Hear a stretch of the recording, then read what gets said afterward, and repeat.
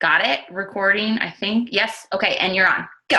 Okay, awesome. Hi, guys. I'm so excited to be talking to you. So thank you, Dana, for having me on the call. I've been really pumped about this for about a month now. So I'm going to give you a lot of information, but I shared the slides with Dana. So if you need to see them, she can upload them to your team page because I have a lot to talk about. I will try not to talk too long and get cut off, but I might speed talk. So, I'm just really excited. Okay. So I'm going to go ahead and jump in and share my screen just so we can get started. So I hope you can all see that. So again, thank you for having me on the call. I'm just going to go through a little bit about who I am just so you can kind of get a brief overview. I know Dana kind of mentioned. So I've been married for 8 years now. We just celebrated our 8-year anniversary, and I have 2 little girls. Abigail is 6 and Sophia is 3. And I'm really excited that I get to stay home with them. Abby's going into 1st grade, but Sophia's still home with me. She doesn't go to school yet. And before being a stay-at-home mom, I was an 8th grade English teacher for 8 years. And then we had my second daughter, and we just decided that it was time for me to stay home. And that was kind of actually around the time that I found Beachbody, which, I don't know, just really worked out. The timing was kind of perfect. Right after I had Sophia, I had her in May. I became a challenger in July, basically right after I was cleared by my doctor to work out. It was right around the launch of T25. So I jumped in with T25. I figured it's 25 minutes. I can do it. I had previously tried Insanity and P90X and never completed those programs. They were just too long for me, and I wasn't able to do it. So finally, I just decided, I made the decision to commit to a challenge group, and I jumped right in, and it was really exciting. I lost about 30 pounds in the 60 days of T25, and after that, I was just fired up about my results, signed up to be a coach, and basically the rest is history. I became an Emerald coach pretty quickly, so I was really excited. I felt like I was on fire, but then I don't know about you guys, but after like the first 6 months, that fire starts to die down and you wonder, are you going to stick with it? Are you going to be in it for the long haul? And I decided, no, I'm going to do this. So I stuck it out. I was an Emerald coach for probably close to 2 years. I didn't become Diamond until August of 2015. So it took me a while to get there. And I know a lot of people that signed up when I did quit before they hit Diamond because they just weren't in it for the long haul. But I had made that decision, and I want to encourage you that if you're feeling a little bit discouraged, stick with it because it is worth it, and you will see yourself grow if you remain consistent.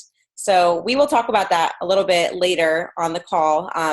My team is called One Fit Revolution. You'll see on the screen some pictures of me and my team, a picture of me with my girls, and my original T25 results are at the bottom of the page.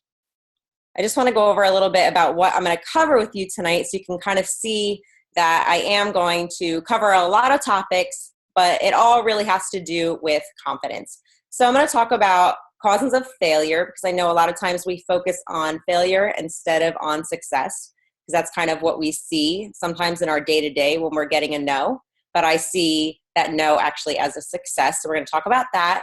We're going to talk about how to change our mindsets, how to be courageous, how to become a leader, be receptive, how to share your story, and then next steps, what you can do after that. All right, so we're just going to go ahead and dive in. So the first thing I wanted to talk about was causes of failure. So there's really no way that you can fail at this except for one way, and that is by quitting. So you only fail if you quit and you stop trying. And I know that a lot of times you may be tempted to quit. I know I was tempted to quit a few times because somebody criticized me, because I didn't see immediate results in my business, because I didn't feel like my efforts were rewarded kind of instantly. We have a world that's full of instant gratification, so we were kind of just used to it, right? So we expect it. Sometimes if your friends, you've asked them and they don't decide immediately to join you, or maybe you just feel overwhelmed, right? All of these things are temptations for why we might want to quit. And it also may be because you may feel like a failure if maybe you don't rank advance as quickly as you might like. But remember, like I said, it took me a couple years to get to Diamond. So Just because you don't hit a goal right when you expect to hit it doesn't mean you're never going to hit it. It just means that you need to grow into the leader that you need to be in order to get there. Maybe you don't hit a goal that you set. Maybe you miss out on doing something, or you're not making as much money as you wanted in the beginning. But these things do not make you okay. So they don't make you a failure, but I want you to remember a couple things. Albert Einstein, he didn't speak until he was 4 years old, and he did not read until he was 7 years old. Albert Einstein, that's crazy. Thomas Edison, he failed 1,000 times before the light bulb was invented. He said, I didn't fail 1,000 times. The light bulb was an invention with 1,000 steps. Imagine, guys, if he would have given up at 999 or even earlier in that creation process. We would not have the light bulb because if he considered those attempts failures. I'm glad that he didn't and that he kept going. Most of the important things in the world have been accomplished by people who have kept on trying when there seemed to be no hope at all. It's Dale Carnegie. And many of life's failures are people who did not realize how close they were to success when they gave up. Thomas Edison. So a lot of times we're just so close to that success and we just don't realize it's just right on the other side. So I want to encourage you to remember these things when you feel the weight of failure a little bit or a missed goal. And I want to bring up a theory. I have a little picture of a bunny and a turtle because I want to talk to you about the tortoise and the hare. So you probably know this story, the tortoise and the hare. They were racing and the hare thought he was going to win because he's a bunny. He's really fast. He didn't even think he had to try because he figured he was just going to beat the turtle. But the tortoise just knew that if he kept going and was consistent, he would be able to win the race. So many people believe, especially in this business, that you need to be like the hare in order to be successful. You need to be fast out of the gate, that you need to just have success right from the start. But I actually believe that we need to be more like the tortoise. Slow and steady wins the race. You start building up consistency and you do the little things that you need to do. So those 4 vital behaviors every single day consistently, you're only racing against yourself. So stop comparing yourself to other people, buckle down, get to work, just focus on being consistently consistent and the little things that are going to drive your business forward. And if you do that, you're going to be a winner, just like the tortoise ended up being in the end. So I just really wanted to share that because I always see myself kind of like the tortoise. I'm never really fast at hitting a rank or a goal, but I always get there because I'm always just focused on being consistently consistent and just moving slowly forward day by day. So when I encourage you that maybe your business is more like mine instead of somebody that goes super fast, and that's okay because we are all running our own race. Okay, so there's kind of an easy part to this and a hard part, and I want to go over them a little bit. So the easy part you've already done. It's making the decision to change, making the decision to sign up as a coach. This may seem like the hard part for some people, just the signing up, but I don't think it was for you because you did it and you're here. And you probably already have a reason why you decided to become a coach. So that's the easy part, coming up with your reason and deciding to just do it. But the hard part comes after you've made those decisions. So one of the hardest things to do is to stay committed and to stay focused on your goals. Why? It's easy to make the decision. The hard part is when you have to do the follow through, right? So the part where you remain consistently committed to your goals, that's the part where you have to put in effort and work. And that's the part where you might have to sacrifice some TV time at night, or you might have to sacrifice all those extra treat meals and going out for ice cream all the time because you have a physical goal you want to meet. But the good news is that it's all going to be worth it if you decide to just stick to your goals and stay the course. And the difference is, and this is the hard part, but it kind of makes everything easy once you do it. You need to go from just wanting to change your life to making the decision. So to deciding to change your life. And that's going to make all the difference because once you actually come to that conclusion that you're going to make this decision and you're going to do it, then you're going to do it.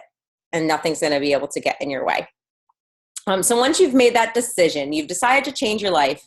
Now what? I'm going to give you 3 things that you need to do once you've made the decision. So number one is to prepare yourself.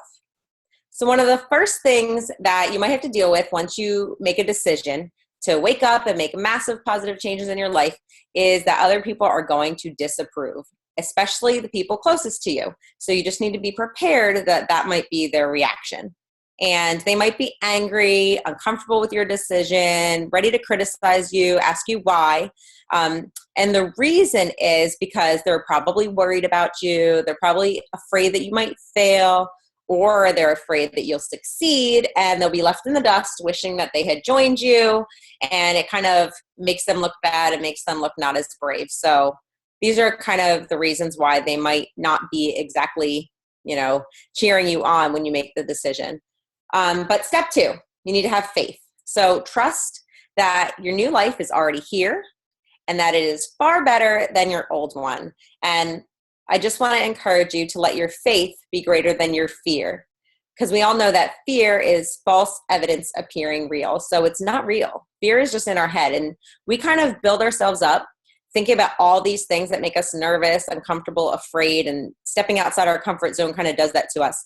But it's not real. It's just all in our head, because we get this feeling and it's almost like, we feel like we're going to die. But really, just because something's scary doesn't mean something bad is going to happen. And most of the time, if something makes you uncomfortable, if it makes you step outside your comfort zone, then it's probably a good thing, because it's really stretching who you are and helping you grow. So just have faith in that.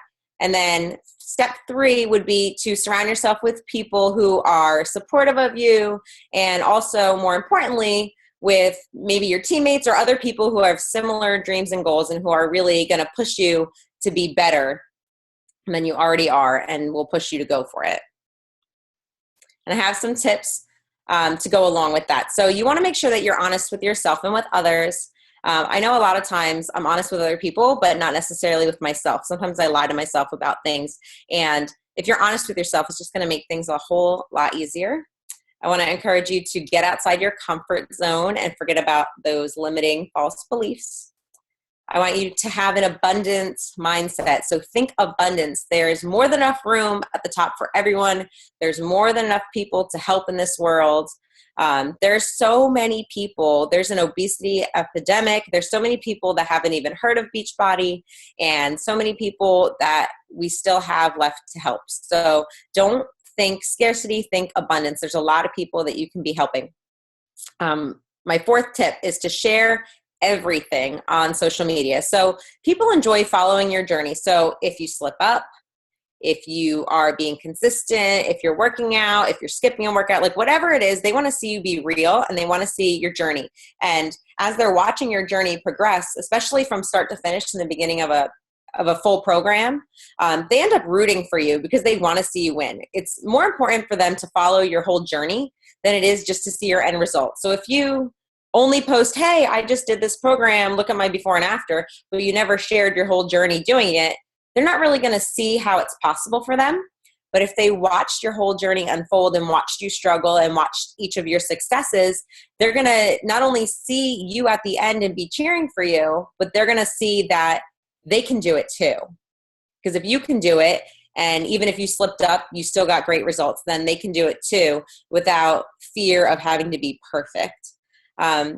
My tip number 5 is don't be afraid to ask for help from any other coach, whether they're on your team or not. Just remember that we're all in this together, and it's nice that we can lean on each other and ask questions and learn and grow from one another. And then I also want to encourage you to have the courage to remain committed and stay the course, because you're never going to get anywhere by giving up. Courage doesn't always roar. Sometimes courage is the little voice at the end of the day that says, I'll try again tomorrow. And then with that, I do want to go into talking a little bit about leadership. So don't be pushed by your problems, be led by your dreams. And I want to talk about becoming a leader. So how do you become a leader? The first step is to set a good example for other people. So lead by example. And I want you to think about, what would your ideal coach do? And then I want you to do it. And then what would your ideal challenger do? And I want you to do that as well. Because if you're leading by example, people will follow. I want us to watch a clip. I'm going to pull it up for you guys. I'm going to stop my share for a second, and I'm going to share my screen for a YouTube video real quick. And you might have already seen it. It's leadership lessons from a dancing guy. But it's a really short clip, and it's important to the leadership talk that I want to talk about. So we'll just watch it together really quickly. If you've learned a lot about leadership and making a movement, then let's watch a movement happen start to finish in under 3 minutes and dissect some lessons. First, of course, a leader needs the guts to stand alone and look ridiculous. But what he's doing is so simple, it's almost instructional. This is key. You must be easy to follow. Now here comes the first follower with a crucial role. He publicly shows everyone else how to follow. Notice how the leader embraces him as an equal. So it's not about the leader anymore. It's about them, plural. Notice how he's calling to his friends to join in.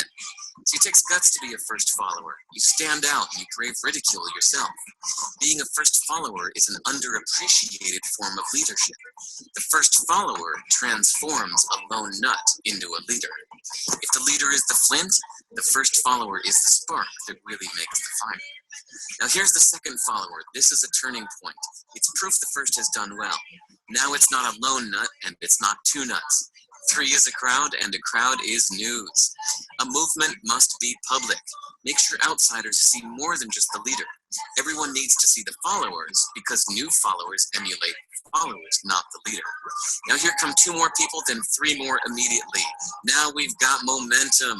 This is the tipping point, and now we have a movement. As more people jump in, it's no longer risky. If they were on the fence before, there's no reason not to join in now. They won't stand out, they won't be ridiculed, and they will be part of the in crowd if they hurry. And over the next minute, you'll see the rest who prefer to stay part of the crowd, because eventually they'd be ridiculed for not joining. And ladies and gentlemen, that is how a movement is made. So let's recap what we've learned. If you are a version of the shirtless dancing guy, all alone, remember the importance of nurturing your first few followers as equals, making everything clearly about the movement, not you. Be public, be easy to follow. But the biggest lesson here, did you catch it? Leadership is over-glorified. Yes, it started with the shirtless guy, and he'll get all the credit, but you saw what really happened. It was the first follower that transformed a lone nut into a leader. There's no movement without the first follower. See, we're told that we all need to be leaders, but that would be really ineffective. The best way to make a movement, if you really care, is to courageously follow and show others how to follow. When you find a lone nut doing something great, have the guts to be the first person to stand up and join in.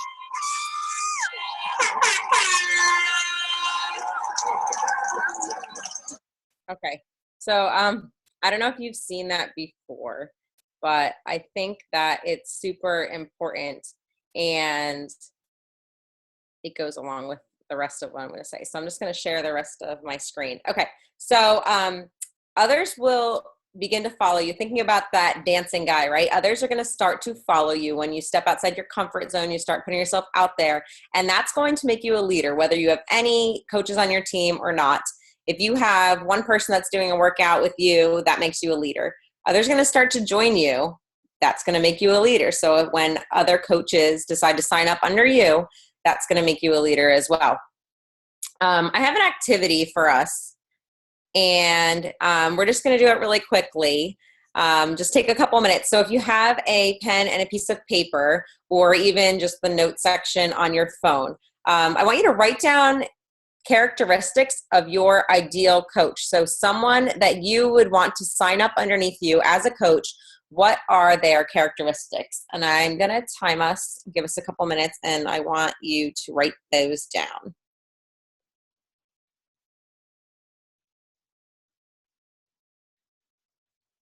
Just as many as you can come up with.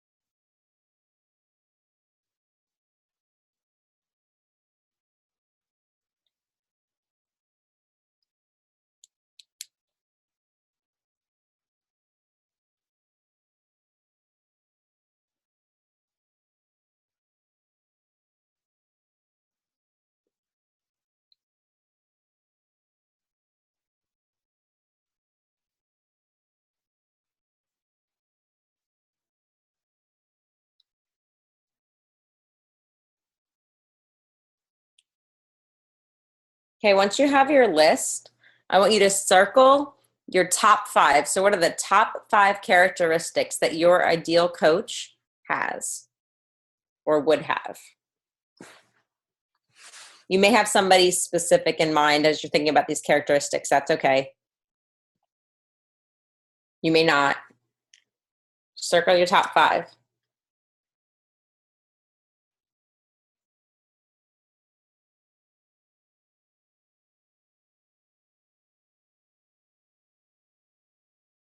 Okay, once you have them circled, I want you to go ahead and reread your list and think about, are you doing these things as a coach yourself? So are you doing your top 5 characteristics, the top 5 things that you would want a coach to have? Are you doing those things? If not, then I want to encourage you to start doing them right away, because like attracts like. So if you're trying to attract a coach that has these qualities, you have to have those same qualities as well, so that those people will be attracted to you. Look for others who have those characteristics, and I want you to invite them to join you. And then I want you to tell them specifically why you think they would make a great coach. You might even tell them that you're looking for a coach with these specific characteristics. You believe they have them, and that's why you think they would be great. So don't be afraid to be bold and kind of step out there and just tell them point blank, this is why I think you'd make an amazing coach, and invite them to join you. Okay, so next step. So after you've decided to become this leader and you have these ideas for who you're going to invite, you also need to go ahead and take action and initiative. So the first thing is personal development. I know when I started as a coach, and even just in the beginning, I did not do my personal development every single day, even though it was a vital behavior, and even though every top coach told me that I needed to be doing it. But once I started being committed to my personal development, it kind of seemed like other things just started to click into place, because I was able to start growing, and it gave me something to share on social media, and I just felt really okay, so with that being said, I want you to focus on your personal development. So you should be reading or listening to books or listening to podcasts. This should be on your daily to-do list, and this should be a priority. So at least at a minimum, 10 to 15 minutes a day without fail, and more is better. So if you have a commute and you can listen to it in the car, do that. If you are mowing the lawn, listen to it as you're mowing the lawn. And then I want you to use your business activity tracker. So tracking your business is going to help you identify weak areas where you can improve. And I have on here the things that I track, which is a lot. I know we don't have like a lot of time left in the call, so I am going to just move through this pretty quickly. But just if you're tracking things, you'll be able to really see where you need to improve. Okay, so if your actions inspire others to dream more, learn more, do more, and become more, you are a leader. And then the next part of my talk, I really wanted to ask you this question. So are you a potato or are you an egg?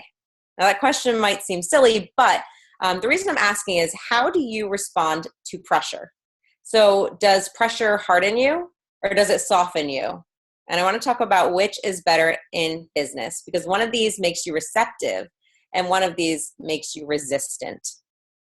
So what does it mean? If you are resistant, you're opposed to something, you're hostile, you're against it, you have a negative mindset, and that would be our egg, right?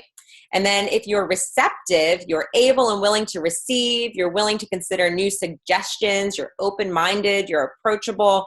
This is a positive mindset, and that is what you want to be. You want to be a potato.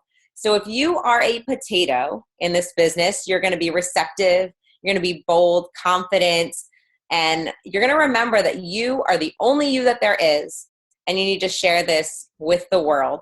And I just think it's really important to be a potato, because we need to be able to change and adapt to situations. We need to let that pressure soften us and not harden us, because if we get this negative mindset, if we're hardened, right, we're going to be resistant to anything that comes up in our business and anything that gets thrown our way. And I think that's so important, to focus on being open-minded and being positive.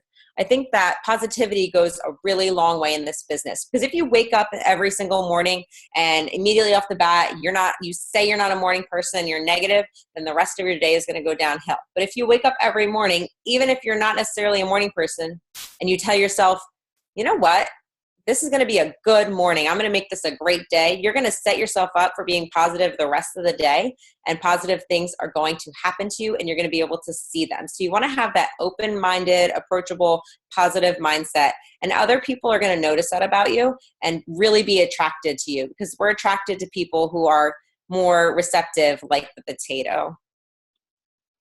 And with that being said, I want to encourage you to share your story, and I just wanted to give you some examples for how I share my story. I've got like 5 slides left for you guys, and I'm going to move quickly through them. But I think it's so important that your friends and your followers on social media know certain things about you, and these are the things that I think that everybody should know from your social media. Number 1, they should be able to tell what workout that you're doing. 2, how you incorporate Shakeology into your daily routine and why you drink it, right? They don't just need to know, hey, you're drinking a protein shake, right? Because it's not only that. So they need to know why that you drink it and why it's important to you. 3, they need to know that you're a coach. They need to know that people can sign up to have you help them. They could sign up to have you as their coach. You need to invite them to join you because they may be too shy to ask. They may be watching your story. They may be really encouraged and inspired, but just too shy to ask. So maybe if you reach out to them, they'll say, oh, I've been wondering, if I can do that too. So it'll be really exciting for them and also for you if you just reach out and ask people. They need to know why you're a coach. So talk about why you signed up to be a coach. Talk about why you love these programs. What have they done for you? Start sharing what the benefits have been for you. And they need to know your interests besides Beachbody. So your social media can't just all be Beachbody. It has to be they have to be able to see how they can relate to you as a person. So they need to be able to find that connection with you and what makes you you. And I just put some examples just from my Facebook page of things that I've shared. And I'm just going to go quickly through these slides. Just how I've shared my workouts, my Shakeology, my team, and then my personal life. This is how I've shared things. And I kind of get people's opinions on things, and I share things about my kids and what I'm doing. And all of these make it easy for people to connect with me and start conversations. And that's really what we want to be trying to do with our social media. And then what should you do? So I want to encourage you again, and I know some of these ideas I've been repeating, but I really want to drive some of these points home, that you need to be bold and unafraid. You've been given a blessing. You're sharing a blessing in your life. So don't be ashamed to share that blessing with other people.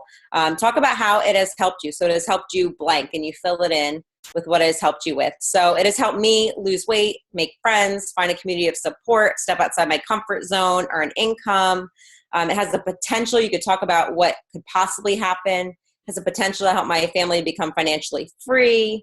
It has given me confidence, let me use my creativity, help me become a leader.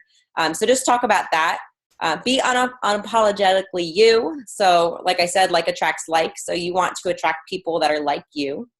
Be consistent, be thoughtful, be uplifting and encouraging, be positive, and don't forget to take pictures of everything you're doing and share them. And I'll just show you, it's so important to share your results. So I have a blog as well. I share my results on my Instagram, my Facebook, my like page, my blog, my YouTube. It's just so important to get them out there so that people can see that you are using these programs. So these are some of my results. And the last thing I wanted to mention is I want to encourage you to go confidently in the direction of your dreams, live the life you've imagined. So what now, right? After all these things I've kind of thrown at you, I want to encourage you to reach out to your coach for help to create a plan of action, make a list of your goals, create a checklist for yourself, participate in anything you can do to be successful. So any groups, any trainings, team calls, super Saturdays, and then just get after it. That is all I have for you guys. Sorry, towards the end I started to speed up, but yeah, that's it. Any questions for me? That was awesome.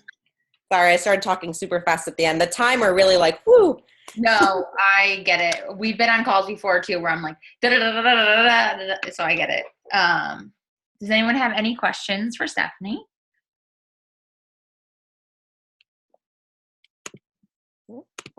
Awesome. What tracker do you use?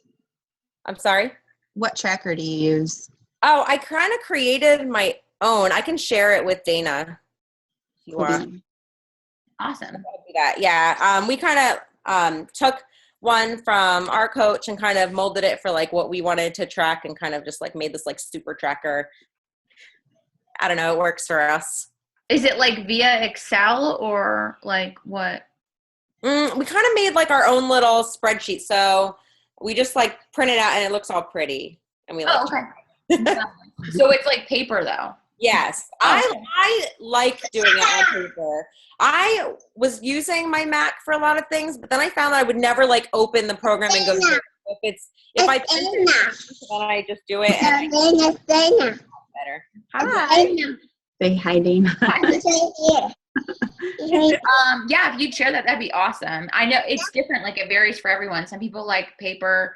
Some people like technology. So it all matters, and it does make a huge difference. And you have to figure out what works for you. Yeah. So yeah, that would be awesome. Thank you so much we have like less than a minute. So I just want to say thank you so much for speaking on the call tonight. Really, really love this call. It was awesome. And I will share your slides and I will share the recording, and just thank you so much. And Welcome. Glad to be on with you guys. Yes, thank you. Your slides were awesome. She told me beforehand. She's like, you're going to love her slides. Yeah. I used to be a teacher. I'm like, Same really here. Dana knows that's my favorite part of this is the artistic part that you can do, because I feel like teaching really comes into this. Yeah, me too. I love it. So thank you guys for having me. Thank you for speaking for us, and thanks Dana for getting her. yeah. We will we should definitely hang out in Summit. And Yes, and are you going to be at Super Sunday? well, I don't live in Dallas anymore. Oh yeah, that's right. I forgot. You should come anyway. I miss Dallas Super Sundays. I really do. It's so small here. It's nice because it's like right there, but I'm like, Dallas was always so big, and we always got like autumn or you know. What I mean? She's coming again. And she's probably doing Country Heat. Mm-hmm. Yeah, Yay. I miss those. So yeah. Hi. Okay. Well, I think we're gonna get cut off anyways. So. Yes. Good night, guys. Have a good night, everyone. Bye.